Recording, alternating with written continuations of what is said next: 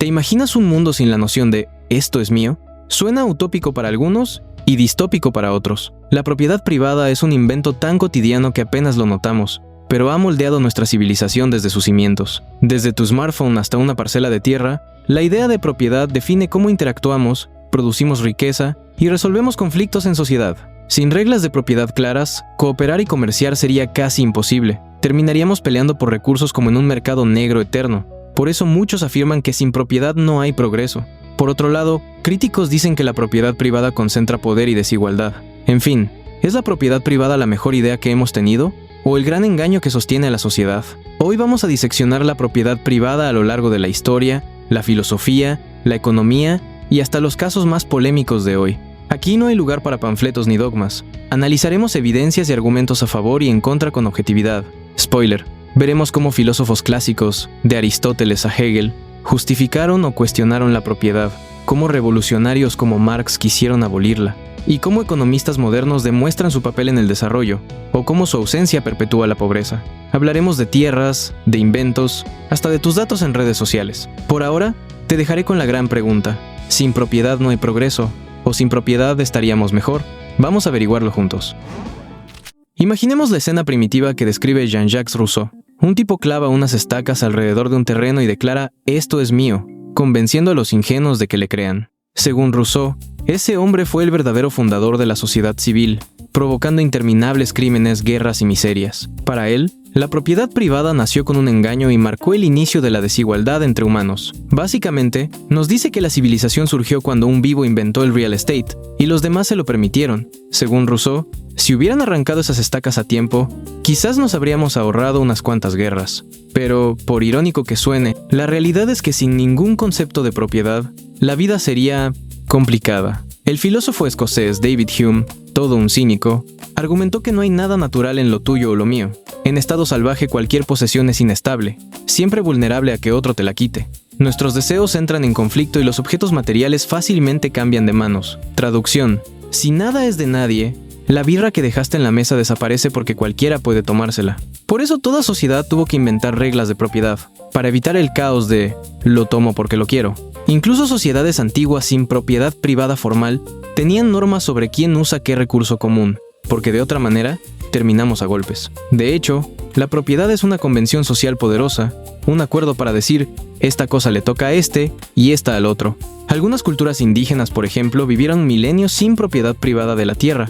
Todo era del clan o de la tribu, y aún así gestionaban funcionalmente sus reglas de uso. Pero cuando los recursos se vuelven escasos o valiosos, esas reglas se vuelven cruciales. Hume sugirió que solo bajo cierta escasez surge el problema de la propiedad. Si todo abundara ilimitadamente, ni nos preocuparía. Diríamos, llévate mi agua, hay de sobra. Pero en la realidad, donde siempre falta algo para alguien, la propiedad fue la respuesta humana para evitar conflictos sangrientos por cada cueva, lanza o parcela. Piénsalo. Incluso en una comuna hippie de los 70, debían decidir quién dormía en qué cama o quién se ponía la última camisa limpia. Sin alguna noción de propiedad o asignación, cualquier convivencia prolongada se vuelve un caos. Así que tenemos dos caras. Por un lado, un origen algo tramposo y conflictivo, a Rousseau gritando «impostor». Y por otro, la necesidad práctica de establecer límites para que no estemos en guerra constante por los recursos. En palabras fáciles, cualquier sociedad que quiera evitar conflictos necesita un sistema de reglas así, porque sin ellas la cooperación y el intercambio quedan en formas cobardes y frustradas. Piensa en mercados negros violentos, por ejemplo. La propiedad, al menos en alguna forma, fue el invento para lograr paz y producción en grupo. Ahora, ¿de dónde salió exactamente la idea de propiedad privada? Pasemos de la prehistoria imaginaria a la filosofía real. Nos vamos a la antigua Grecia, donde dos pesos pesados debatieron si la propiedad debía ser común o privada. En la antigua Grecia, Platón fantaseó en la República con una sociedad ideal de guardianes, líderes que compartían todo: tierras, casas, hasta esposas e hijos, todo en nombre de la unidad y el bien común, para que nadie tuviera intereses particulares que generen desacuerdos. Platón creía que las familias y la propiedad privada dividían a la comunidad. Quería que sus élites pensaran solo en el interés común y jamás en lo suyo.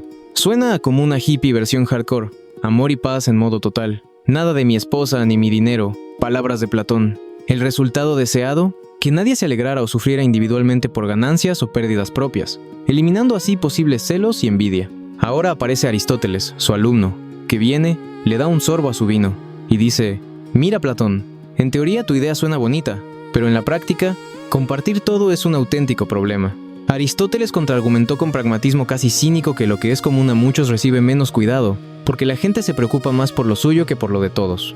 Dijo que cuando nadie es dueño claro de algo, cada quien asume o espera que otro se haga cargo, y al final, nadie lo hace. ¿Te suena conocido? Es el clásico problema del refrigerador compartido. Todos usan la leche, pero nadie la repone.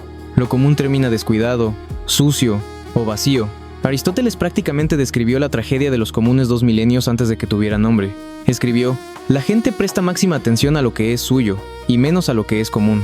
No lo decía por puro egoísmo, sino para enfatizar que la responsabilidad difusa es, realmente, irresponsabilidad total. Además, Aristóteles observó que compartir todas las cosas genera peleas, no armonía. Irónico, ¿no? Si todos poseemos todo, en teoría somos hermanos, pero en la práctica estamos discutiendo constantemente. Diríamos: oye, yo trabajé más este campo y ese vago cosecha igual que yo. Aristóteles notó que con propiedad comunal surgen más disputas que cuando cada uno tiene lo suyo por separado. Es fácil imaginarlo. En una granja colectiva, unos acusarían a otros de vagos, otros de acaparadores. Aristóteles prefería evitar esa telenovela. Cuando cada quien tiene su esfera, hay menos motivos de pelea. Básicamente, buenas cercas hacen buenos vecinos. Pero Aristóteles no defendía la propiedad privada solo por eficiencia o paz. También le veía un valor moral y social. Decía que la propiedad permite la virtud de la generosidad.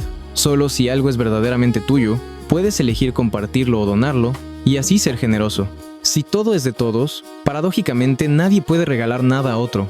¿Cómo te doy algo que ya era tuyo también? Aristóteles dijo que hacer favores y ayudar amigos es un placer, y eso solo pasa cuando la propiedad es privada. O sea, la caridad y la ayuda voluntaria dependen de que existan dueños individuales. Visto así, la propiedad privada fomenta virtudes: prudencia, responsabilidad y sí, también solidaridad voluntaria. Aristóteles soñaba con ciudadanos dueños de sus bienes, pero con la educación ética para usarlos en beneficio común. Propiedad privada en tenencia, uso común por virtud, podríamos decir. Básicamente, para Aristóteles la propiedad privada era necesaria para una vida buena y ordenada. Permitía eficiencia, cada quien cuida su campo y produce más.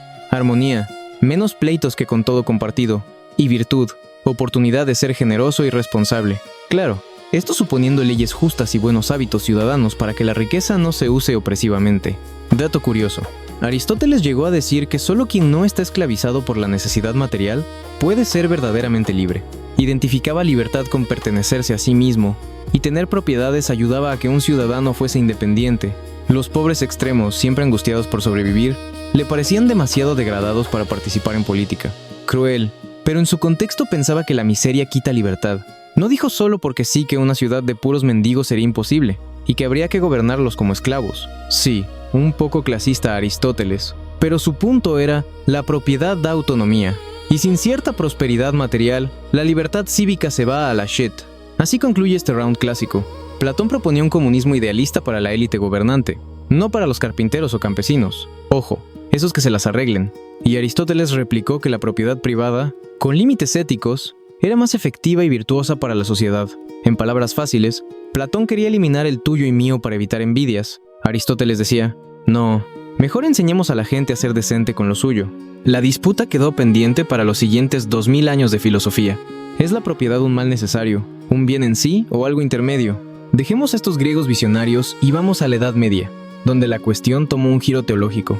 ¿Qué decía la Iglesia sobre acumular tierras y riquezas? Spoiler: ni tan comunista como creerías, ni tan capitalista como algunos quisieran. Avanzamos a la Edad Media. La Iglesia Católica, dueña de monasterios y tierras, tuvo que formarse una postura sobre si es moral eso de no robarás, que implica respeto a la propiedad, pero a la vez ama a tu prójimo como a ti mismo, que sugiere compartir. Los pensadores cristianos no demonizaron la propiedad privada, más bien la integraron con ciertos matices importantes. El filósofo y teólogo Tomás de Aquino, del siglo XIII, es la voz clave aquí. Su argumento en la Suma Teológica es esencialmente: tener bienes propios no va contra la ley natural, sino que puede ser algo lícito y hasta necesario para la vida humana. Ahora, Tomás no llegó solo con la Biblia en la mano, también llegó con ideas de Aristóteles, a quien llamaba simplemente el filósofo. Aquino dio 3 razones prácticas por las que la propiedad privada es conveniente para la sociedad. Te van a sonar familiares. Primero, diligencia y cuidado. Cada uno se ocupa más diligentemente de lo que es de su propio interés que de lo que es común a todos. Clarísimo, si algo es mío, lo cuido. Si es de todos, me hago el loco esperando que otro lo haga. Tomás prácticamente copia la idea de Aristóteles y Hume. Bienes sin dueño definido llevan a que todos se fuguen del trabajo. El medieval lo ilustraba con siervos flojos, nosotros con compañeros de piso que jamás sacan la basura. Habló también de orden y eficiencia.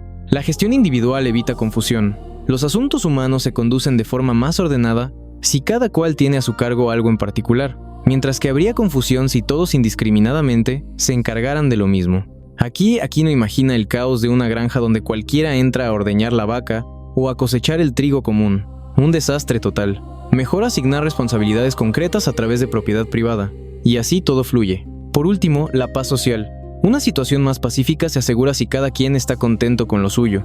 Las quejas surgen con más frecuencia cuando no hay división de las cosas que se poseen. O sea, lo mismo que dijo Aristóteles. Si definimos esto es mío, aquello es tuyo, hay menos conflictos. Si todo es de todos, pasan 2 minutos y hay peleas por uso y reparto. Tras mencionar estos puntos, Tomás de Aquino concluye rotundamente: la división y propiedad privada de las posesiones no es contraria a la ley natural, sino una adición de la razón humana. Es decir, que por ley natural básica los frutos de la tierra eran comunes. Sí, pero la razón humana, dada por Dios, nos llevó a dividirlos para vivir mejor. La propiedad privada sería entonces un invento racional legítimo, no un pecado. Pero ojo, aquí no mete luego el equilibrio moral cristiano. Él agrega que la propiedad debe usarse con sentido comunitario. En su ideal, la titularidad puede ser privada, pero el uso tiene un destino común. Traducido, tú eres dueño, pero tus bienes tienen un deber hacia la sociedad.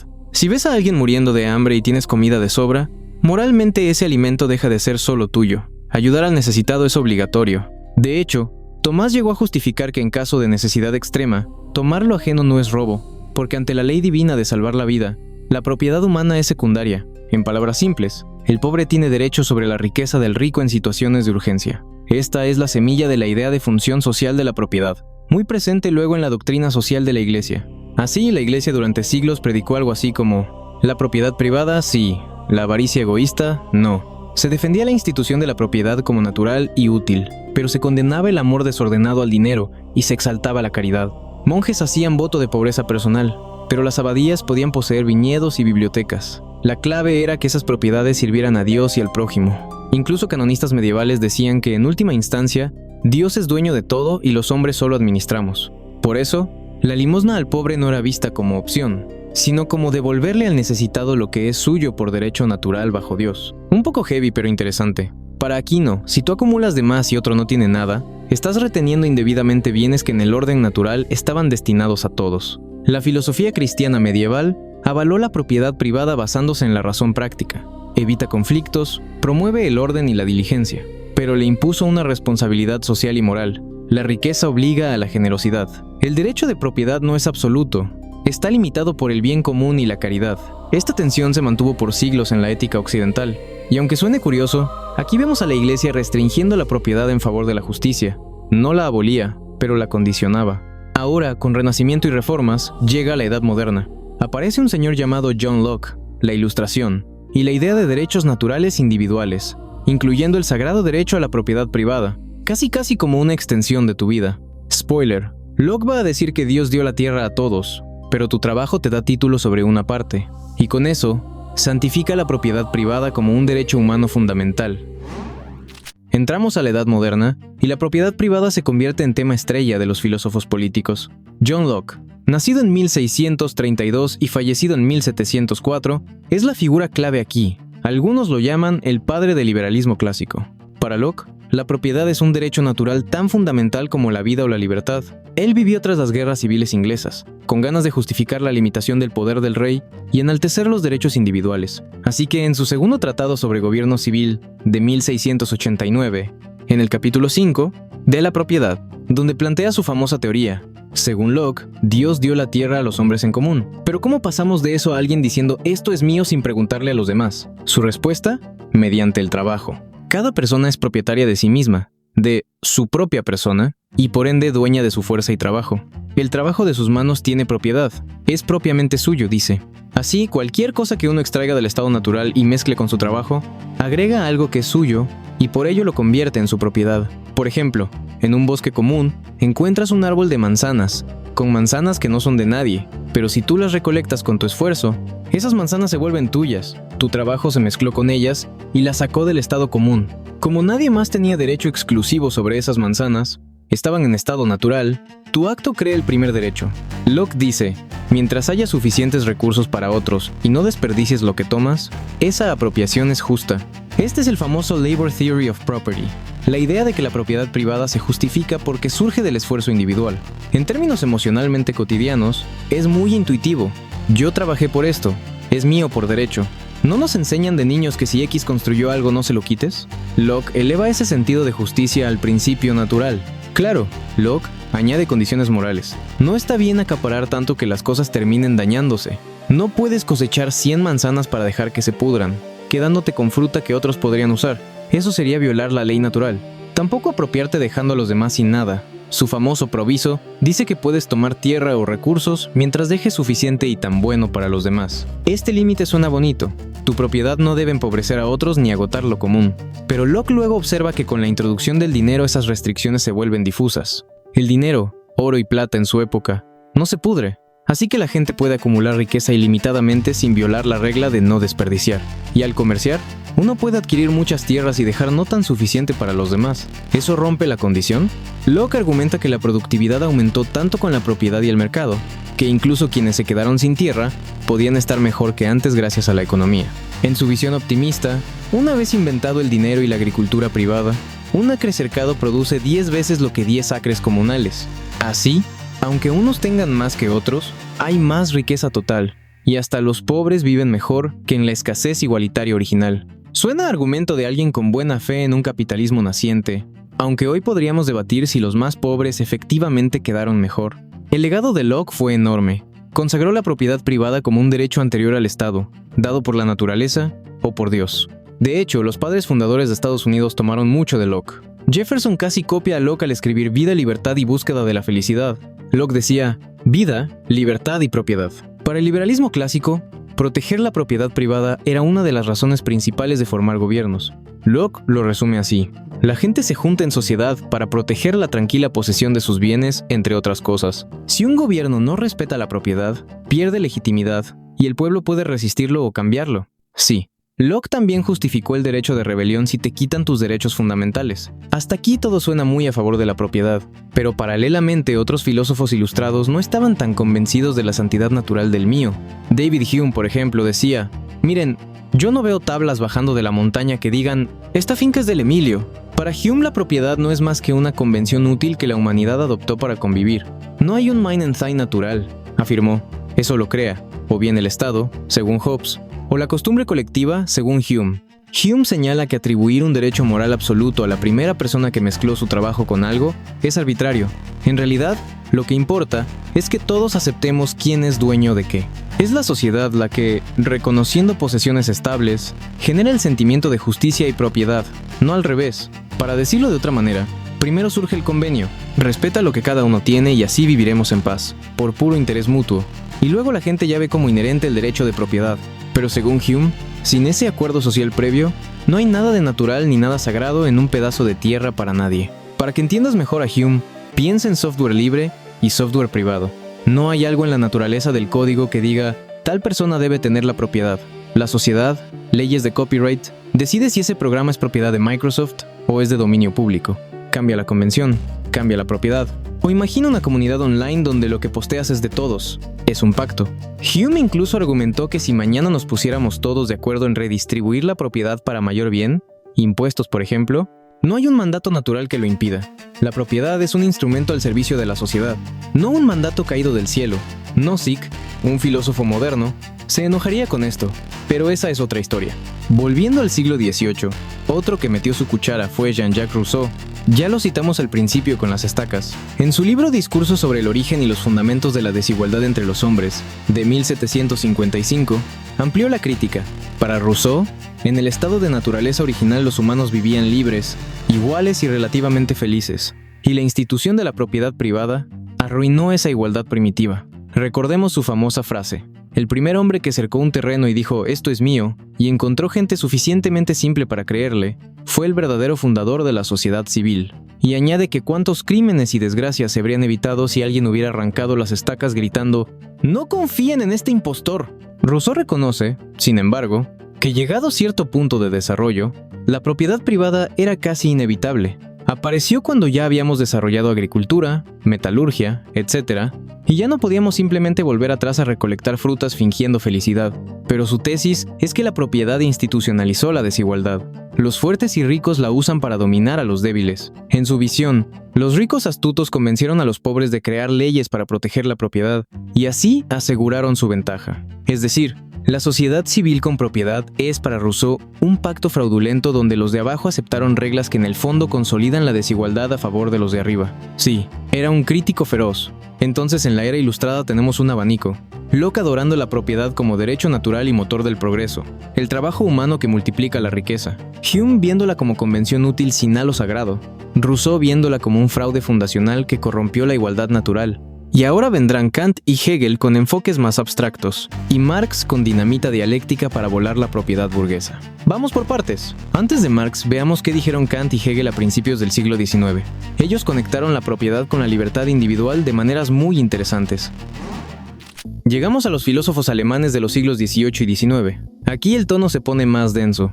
Empecemos con Immanuel Kant, nacido en 1724 y fallecido en 1804. Kant, fiel a su estilo, dio una justificación formal y moral de la propiedad, sin meterse tanto en utilidades económicas. Planteó algo así: para que las personas puedan actuar libremente en el mundo, debe haber una regulación de qué objetos pueden usar, de lo contrario nuestra agencia, o sea nuestra capacidad de actuar, se ve constantemente interferida.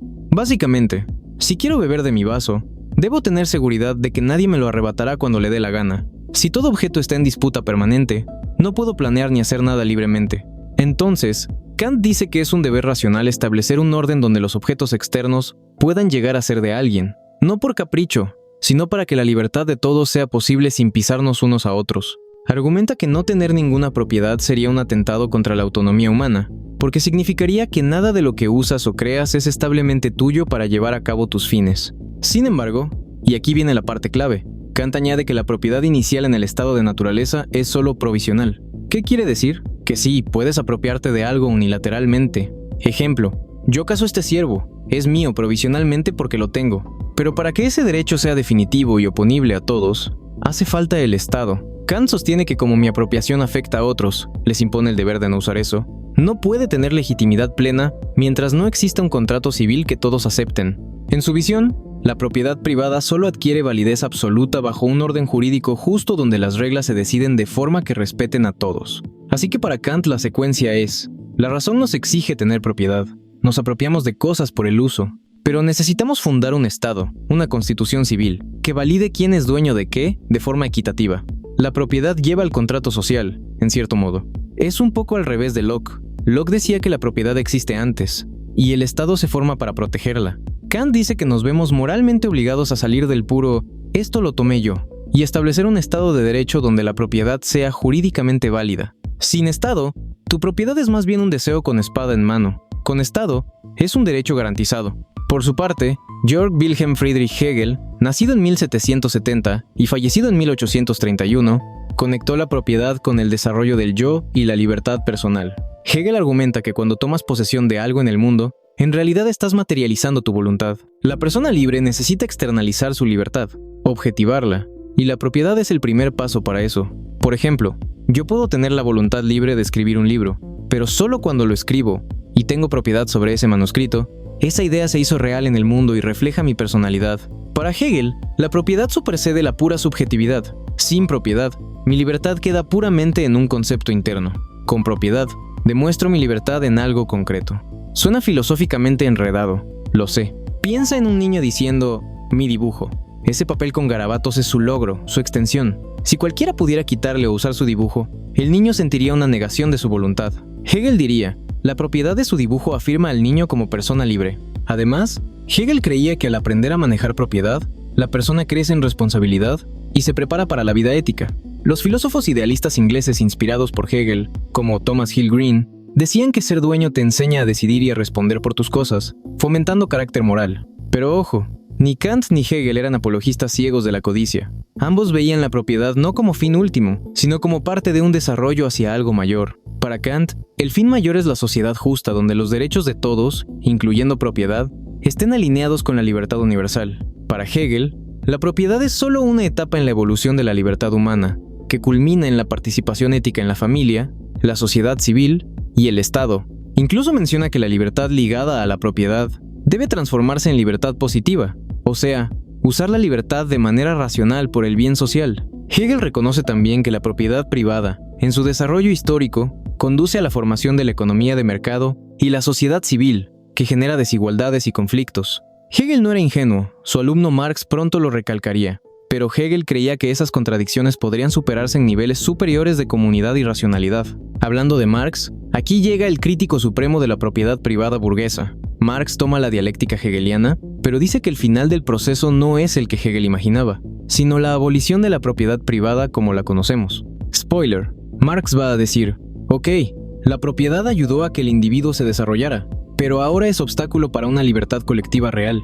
La historia camina hacia que los medios de producción sean de todos. Respiren, que esto se va a poner revolucionario.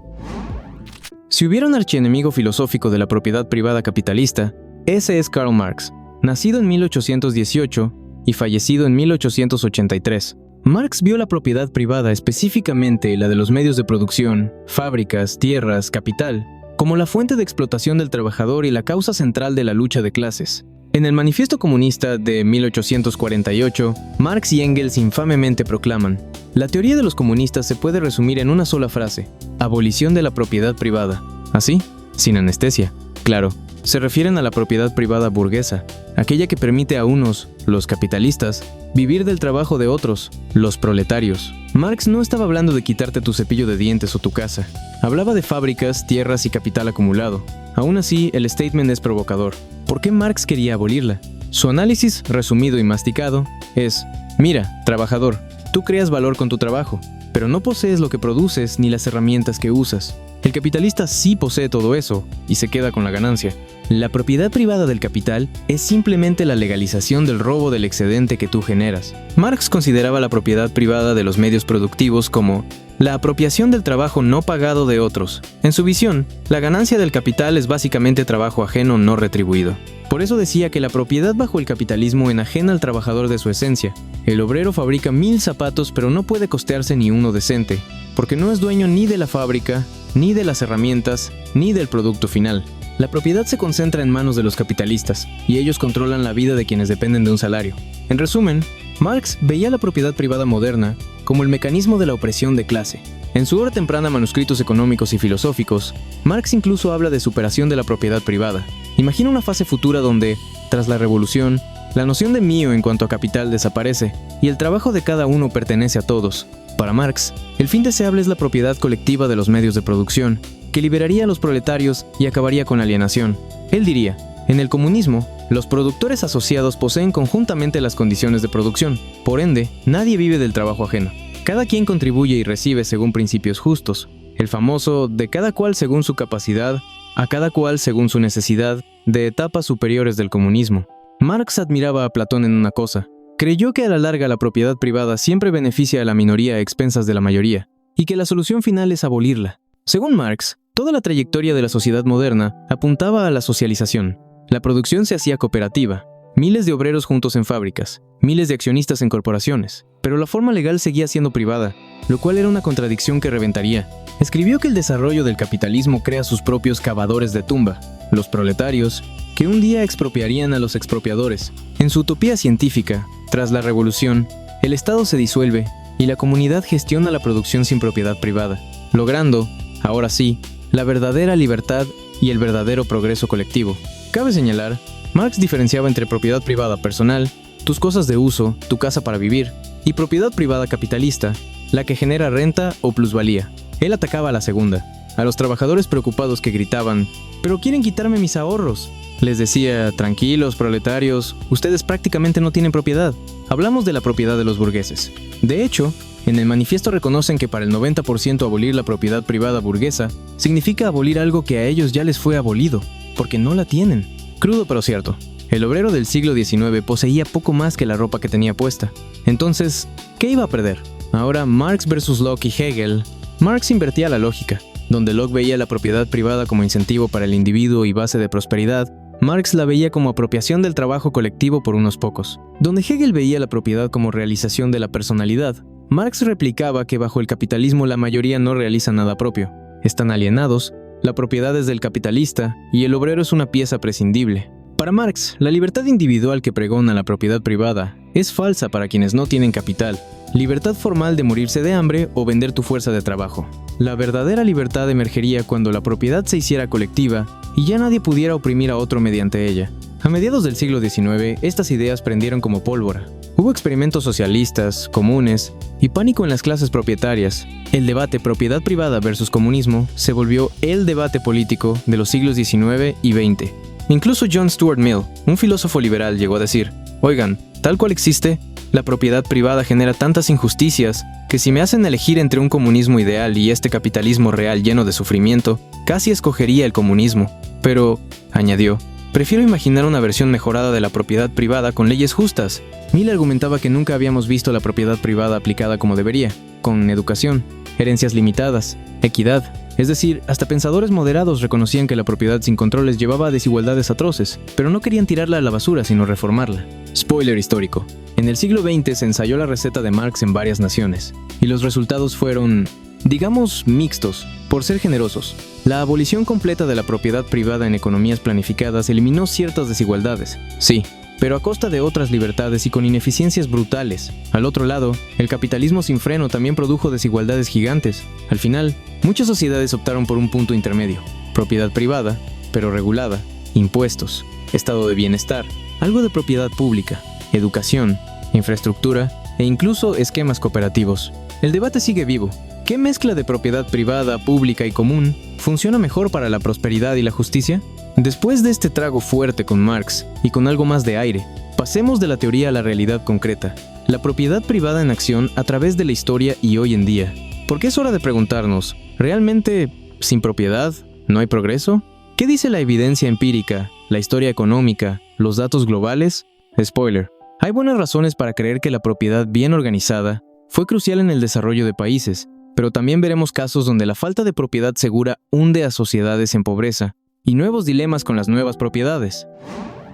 Sin propiedad, sin progreso, dice el lema. ¿Qué tan cierto es? Veamos casos históricos. Un ejemplo clásico: la revolución agrícola en Inglaterra con los enclosures, cercamientos, en los siglos XVIII y XIX. Durante generaciones, los campesinos ingleses habían usado tierras comunales para pastar sus animales, pero los terratenientes empezaron a cercar esas tierras comunes, reclamándolas como privadas, muchas veces a través de leyes del Parlamento. ¿El resultado? Aumento de productividad agrícola, pero a un alto costo social. Los cercamientos permitieron una rotación de cultivos más eficiente, inversión en mejoras y un mayor rendimiento por hectárea. Boom de producción. Los granjeros ricos modernizaron la agricultura. Se suele decir que un campo privado rinde más porque el dueño invierte en cercas, drenajes, abonos, etc. Cosa que en la tierra comunal nadie hacía porque ¿para qué? Si otro se lleva una parte. De hecho, hacia mediados del siglo XIX, prácticamente toda Inglaterra rural estaba parcelada privadamente, aumentando sustancialmente la producción de alimentos. Progreso, check. ¿Y la otra cara? Miles de campesinos pobres perdieron acceso a la tierra. Las antiguas comunes, donde recolectaban leña o alimentaban una vaca, desaparecieron tras alambres. Muchos pequeños agricultores fueron expulsados o comprados por nada. Tuvieron que emigrar a las ciudades como proletarios fabriles. La pobreza rural aumentó al corto plazo, generando disturbios. Hubo disturbios contra acercamientos, revueltas como la de Captain Swing, y gente derribando cercas de noche. La propiedad privada aumentó la riqueza total de Inglaterra. Sí, pero redistribuyó beneficios hacia los ya acomodados, mientras los pobres sufrieron. Al menos hasta que encontraron trabajo urbano, a veces miserable. No es blanco o negro. Esos desplazados forzados formaron la mano de obra de la revolución industrial, que a la larga elevó niveles de vida generales. Pero el proceso fue duro, un shock social enorme. La lección de los enclosures es que asegurar propiedad privada clara puede disparar la productividad, progreso económico. Pero si se hace de golpe y sin proteger a los vulnerables, genera injusticia y conflictos. Este patrón se ha repetido. Por ejemplo, en la descolectivización de tierras en la ex-URSS en los 90, algunos se enriquecieron y otros quedaron en el aire. Pasemos al mundo contemporáneo en desarrollo. Muchos economistas señalan que en países pobres, la falta de derechos de propiedad bien definidos es un factor clave de estancamiento. El peruano Hernando de Soto es famoso por su tesis del capital muerto, que dice que los pobres del mundo sí tienen activos, casas informales, pequeñas tierras, pequeños negocios, pero como no tienen títulos legales, esos activos no pueden usarse para generar más riqueza. Por ejemplo, Doña María en un barrio marginal tiene su casa autoconstruida, pero al no ser formalmente suya, sin escritura, no puede hipotecarla para pedir un crédito y abrir un negocio. Su propiedad existe de facto, pero no está reconocida legalmente, así que es riqueza muerta. De Soto calcula que los pobres del mundo tienen trillones en capital muerto por falta de títulos. De hecho, estimó unos 9.3 billones de dólares, trillions en inglés, en activos que podrían desbloquearse si se formalizaran las propiedades de los pobres. 9.3 trillones. Eso es mucho progreso potencial. Según De Soto, dar títulos de propiedad a los pobres desata un círculo virtuoso. Pueden invertir, obtener crédito, emprender, etc. Salir de la trampa. Afirma incluso que no es posible acabar con la pobreza sin seriamente mejorar los derechos de propiedad en los países en desarrollo. ¿Tiene razón? Hay evidencia de que sí, en gran medida. Por ejemplo, el Banco Mundial lleva décadas promoviendo proyectos de titulación de tierras. Investigaciones muestran que cuando campesinos reciben títulos firmes de su parcela, tienden a invertir más en mejoras, como riego o fertilizantes, porque saben que cosecharán los frutos sin que nadie se los quite. En Perú, por ejemplo, tras programas de titulación, muchos hogares invirtieron en ampliar o mejorar sus viviendas, ya con título, se atreven a meterle dinero. También, la propiedad formal abre puertas a usarla como colateral para préstamos. En Estados Unidos, el financiamiento emprendedor número 1 es la hipoteca de la casa. La gente pone su casa como garantía para un préstamo e inicia un negocio. En lugares donde la mayoría no tiene títulos, ese mecanismo no existe y los negocios nunca despegan. Además, propiedad segura da estabilidad social. El Banco Mundial destaca que la falta de claridad en tierras causa conflictos y violencia. Observa que sin propiedad protegida no puede haber paz duradera. Desplazados por guerras no regresan si no saben si su casa sigue siendo suya. Muchos conflictos étnicos o locales explotan porque comunidades no tienen reconocidos sus derechos sobre tierras ancestrales. Caso contrario, legalizar títulos a comunidades indígenas, por ejemplo, ha reducido tensiones y ayudado a manejar mejor bosques. Hasta frena la deforestación, porque los locales cuidan sus tierras cuando son oficialmente suyas. Bueno, habitualmente. Hernando de Soto incluso vinculó la falta de propiedad con cosas como la primavera árabe. Recordemos que la chispa en Túnez, en 2010, fue un vendedor ambulante, Mohamed Bouazizi, al que la policía le confiscó su carrito de frutas, porque operaba de informal, sin permisos. Desesperado, se inmoló. Esa tragedia encendió protestas masivas. De Soto dijo, «Ven, ese hombre no tenía derechos de propiedad sobre su medio de vida. La arbitrariedad lo hundió». Y señaló que el Medio Oriente tiene de los peores sistemas de propiedad para la gente común. También en China hay cada año miles de protestas rurales por tierras expropiadas para desarrollos urbanos sin compensación justa. O sea, cuando la gente siente que no tiene asegurado lo poco que tiene, arde Troya. Por otro lado, la propiedad en regla trae cierto empoderamiento y paz social. Ahora, siendo honestos, De Soto ha sido criticado también. Se dieron títulos en barrios marginales y no siempre la gente salió corriendo al banco por un crédito para emprender. Muchos pobres sí quieren formalizarse, pero enfrentan otros obstáculos: bajos ingresos, falta de educación financiera, mercados saturados. Además, la propiedad privada no es la única forma. Hay cooperativas exitosas, sistemas comunales que funcionan. Ejemplo, bosques gestionados por comunidades con normas tradicionales, que funcionan mejor que privatizar lote por lote en algunos casos. Una ex relatora de la ONU, Raquel Rolnick, dijo: «Titular es importante, pero no es una varita mágica. A veces se trata más de dar seguridad de tenencia y servicios, no solo un papel». También se critica que De Soto no amenaza el status quo de élites. Formalizar a los pobres está bien, pero no toca la concentración de grandes propiedades ya existente. De hecho, la consolida al legitimarla. O sea, hay debate sobre las vías de implementación. Con todo esto, el consenso entre economistas de desarrollo es que una propiedad bien definida y accesible es un pilar para que un país prospere. Escucha estos datos. Países con mejor protección de propiedad suelen tener PIB per cápita más alto y más inversión, mientras donde los derechos son inseguros hay fuga de capitales, baja inversión agrícola, etc. Un índice del Fraser Institute muestra correlación entre seguridad jurídica, propiedad y niveles de ingreso. Y Our World in Data subraya que la igualdad legal, por ejemplo que mujeres puedan poseer propiedad igual que hombres, se correlaciona con un mejor desarrollo económico y social. Tiene sentido. Si la mitad de la población, mujeres, no puede heredar o tener tierras, estás desperdiciando talento y productividad y perpetúas pobreza femenina. Entonces, sin propiedad, sin progreso, tiene bastante verdad en lo económico. Pero hay que matizar. No cualquier propiedad bajo cualquier condición produce progreso para todos. Si la propiedad está ultra concentrada, ejemplo, latifundios oligárquicos, el progreso puede ser para pocos. Si es excluyente, solo ciertos grupos pueden tener propiedad, otros no, como mujeres o minorías, también frena el desarrollo. La clave está en propiedad ampliamente distribuida y protegida, con instituciones justas. Cuando muchos tienen algo que ganar invirtiendo esfuerzo, porque es suyo, la economía florece. Cuando casi nadie tiene nada y unos pocos tienen todo, los incentivos de la mayoría se apagan. Te da igual mejorar si jamás será tuyo el fruto. O peor, la frustración lleva a inestabilidad. Y aún nos queda algo muy interesante: las nuevas formas de propiedad en el siglo XXI. Ya no solo tierras y fábricas. Hablamos de propiedad intelectual e información personal. ¿Sigue funcionando este invento en la era digital? ¿O estamos viendo otra revolución donde la idea de propiedad se tambalea? Ya conocemos la propiedad de cosas físicas, pero ¿qué pasa cuando la cosa es inmaterial? Bienvenidos al mundo de la propiedad intelectual. Patentes, derechos de autor, marcas. Aquí la humanidad extendió la noción de propiedad a creaciones de la mente. Antes del siglo XV, si inventabas algo o escribías un poema, mala suerte. Cualquiera podía copiarte y no había ley que te protegiera, más allá de la decencia. Pero con la imprenta y el auge comercial, los autores e inventores empezaron a decir: «¡Hey, esto lo hice yo, que nadie me lo robe!». Las primeras patentes formales surgieron en el Renacimiento. La República de Venecia promulgó en 1474 una ley otorgando al inventor de una nueva técnica un derecho exclusivo por 10 años. La idea era incentivar la innovación. Inventa, que te recompensaremos asegurándote que solo tú puedes explotar tu invento por un tiempo. Más tarde vino la Ley de Derechos de Autor de Inglaterra, Statute of Anne, en 1710, que reconoció a los autores derechos sobre sus obras impresas. Así nació el copyright moderno. Hoy la propiedad intelectual está en todas partes: libros, canciones, software, patentes farmacéuticas, etc. ¿Es un motor de progreso? Depende de a quién preguntes. La filosofía detrás de esto es utilitarista. Damos monopolios temporales a creadores para que tengan incentivo a crear. Sin copyright, quizás muchos no escribirían novelas y otros las imprimen y venden sin pagarles. Sin patentes, ¿invertirían millones en investigación y desarrollo si cualquiera luego fabrica la medicina gratis?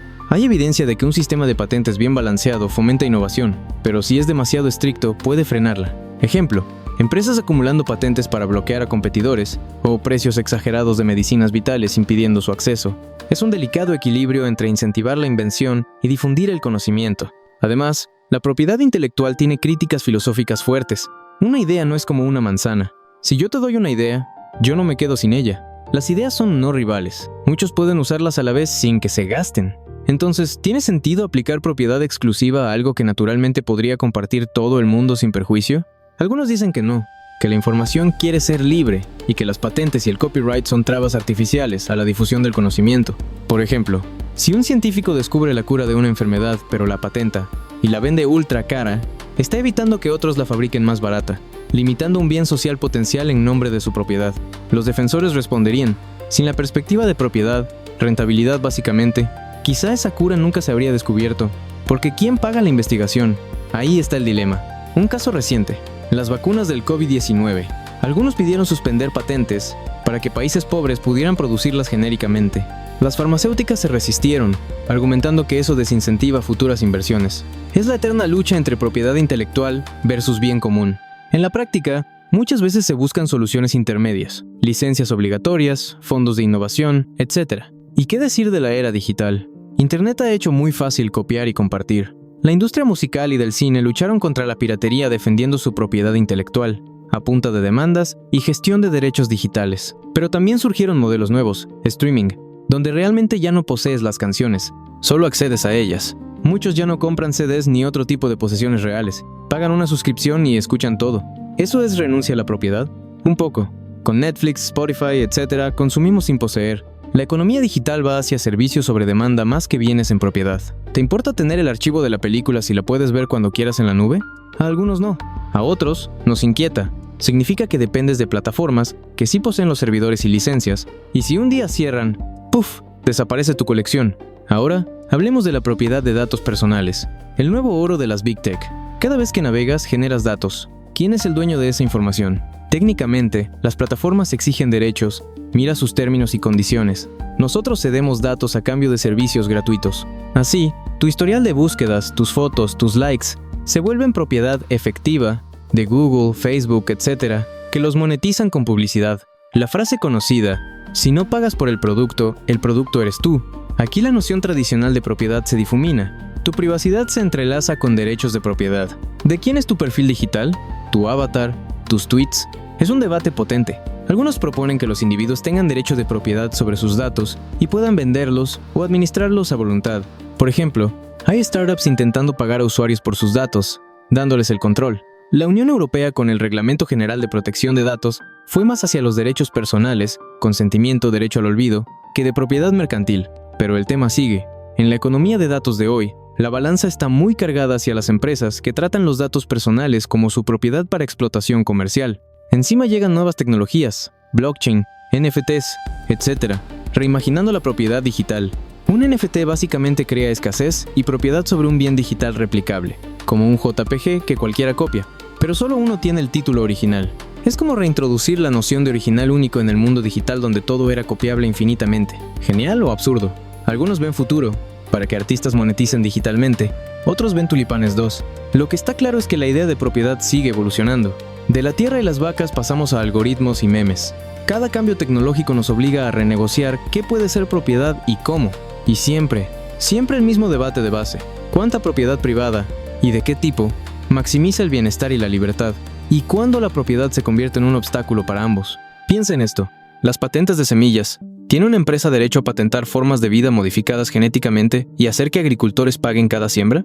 La propiedad sobre el espectro radioeléctrico, ondas de radio, ¿se subastan al mejor postor o son bienes públicos? Incluso ahora se habla de propiedad sobre asteroides y la luna.